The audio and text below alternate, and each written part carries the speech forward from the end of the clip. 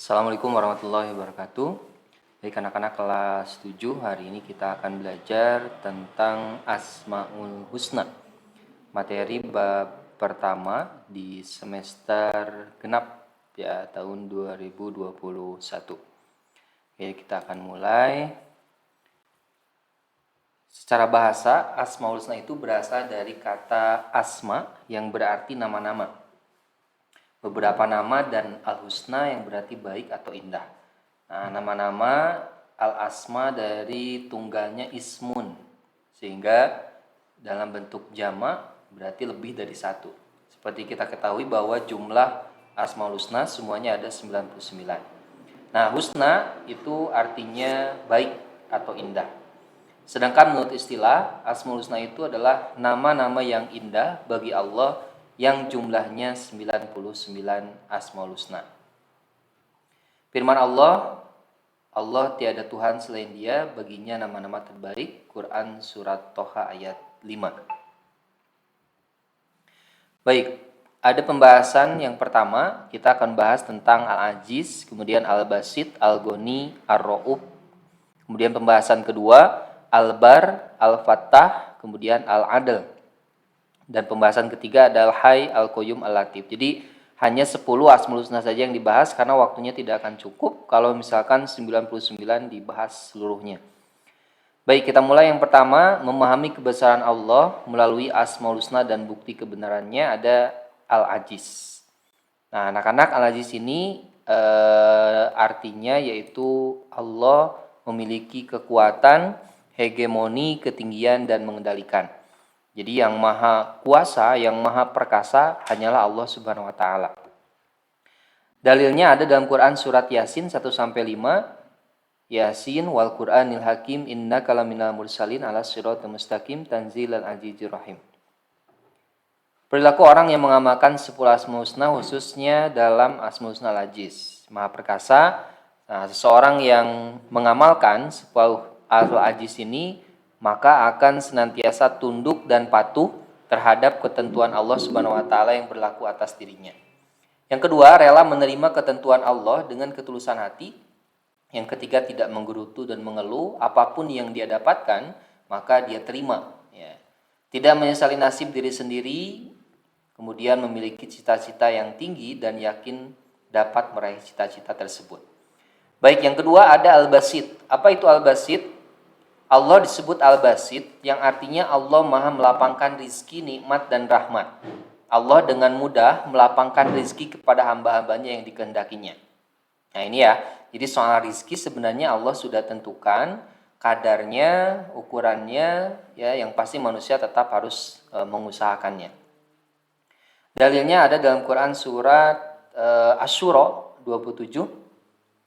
A'udzu billahi minasyaitonir rajim. Bismillahirrahmanirrahim. Walau basatallahu ar-rizqa li'ibadihi walabaghaw fil ardi walakin yunazzilu biqadarin ma yasha. Innahu bi'ibadihi khabirum basir. Nah, bagaimana contoh perilaku orang yang mengamalkan sifat Asmaul Husna Al-Basit? Nah, maka harus ada sikap qanaah terhadap nasib dirinya. Jadi jangan sampai kita tidak menerima nasib yang diberikan Allah Subhanahu wa taala.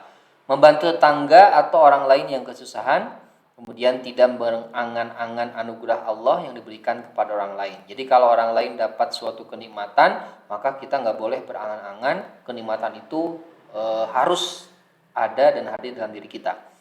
Selanjutnya selalu berserah diri kepada Allah dalam keadaan senang maupun susah. Senantiasa menyadari bahwa Allah lah yang mengatur rezeki manusia.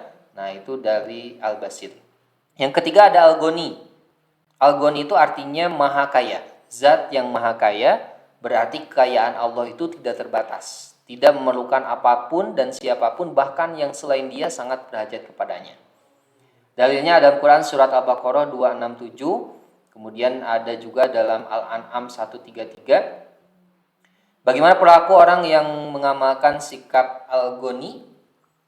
Merasa cukup dengan penuh kesyukuran terhadap segala karunia Allah, menghindarkan sikap rakus terhadap urusan duniawi, memanfaatkan karunia Allah untuk semakin taat kepada Allah, dan senang berbagi terhadap sesama yang butuhkan. Selanjutnya ada Ar-Rauf. Apa itu Ar-Rauf? Ar-Rauf artinya adalah zat yang maha pengasih atau belas kasihan. Dalam hal ini belas kasihan yang terjadi antara sama manusia atau terhadap makhluk ciptaan Allah yang lain berbeda jauh dengan belas kasih yang senantiasa diperlihatkan Allah kepada sama ciptaannya. Jadi pengasihnya Allah itu tidak terbatas. Beda dengan makhluk ya, sesama manusia ataupun manusia ke hewan.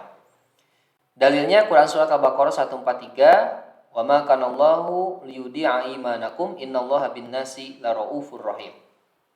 Bagaimana perilaku orang yang mengamalkan sifat ar-rauf ini?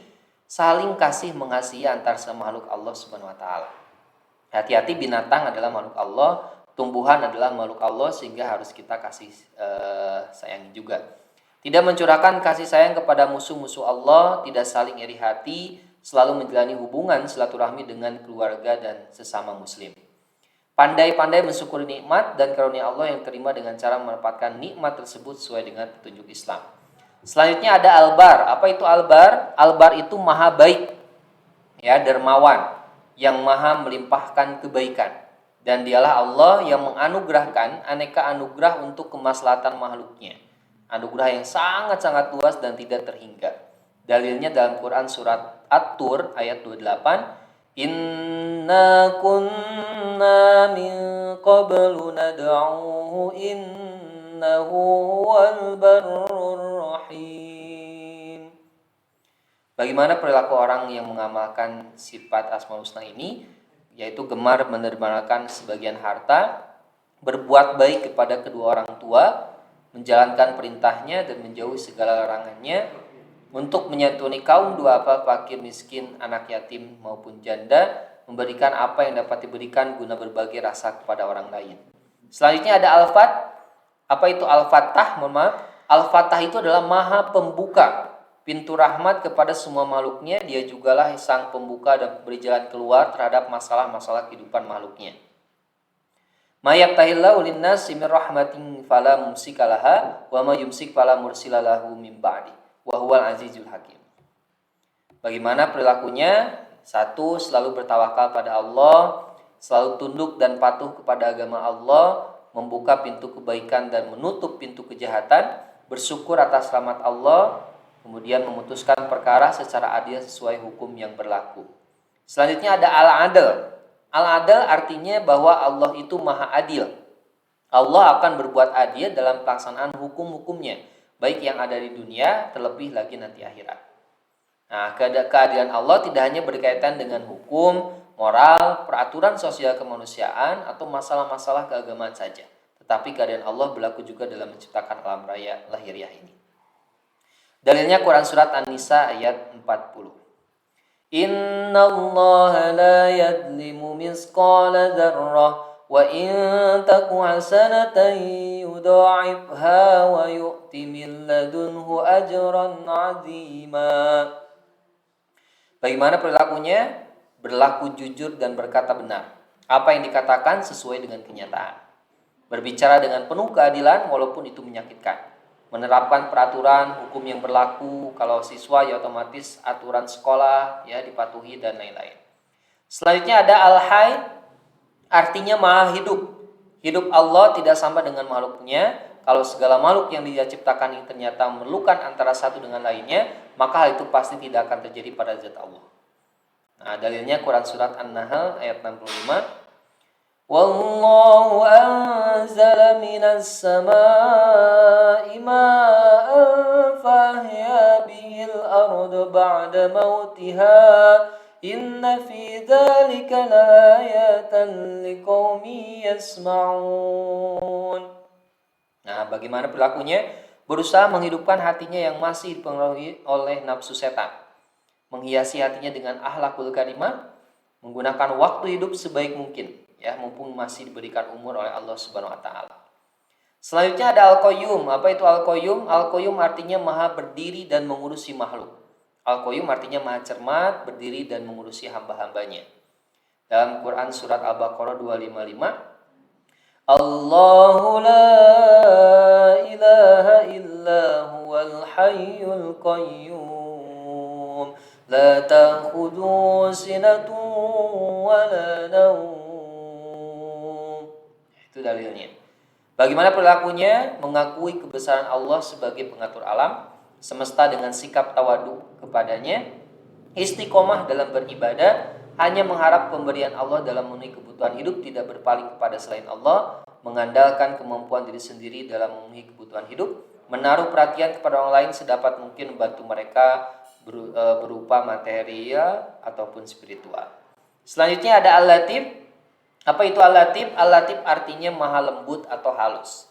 Secara istilah, Allah memiliki cinta kasih sayang yang sangat halus pada pemberian rizki dan nikmat kepada hambanya, atau dalam melaksanakan hukum-hukum dan keadilan.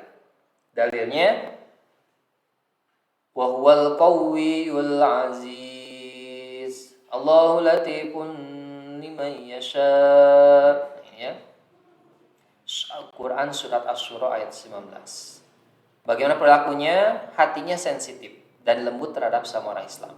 Memiliki kepekaan sosial, empati, dan lain-lain. Memiliki sikap sabar terhadap cobaan. Memandang bahwa hidup di dunia singkat, maka perlu kesadaran untuk beramal baik sebanyak-banyaknya. Baik, itu saja anak-anak. Ya, terima kasih. Mudah-mudahan bermanfaat. Kita tutup dengan baca hamdalah. Alhamdulillahirabbil alamin. Assalamualaikum warahmatullahi wabarakatuh.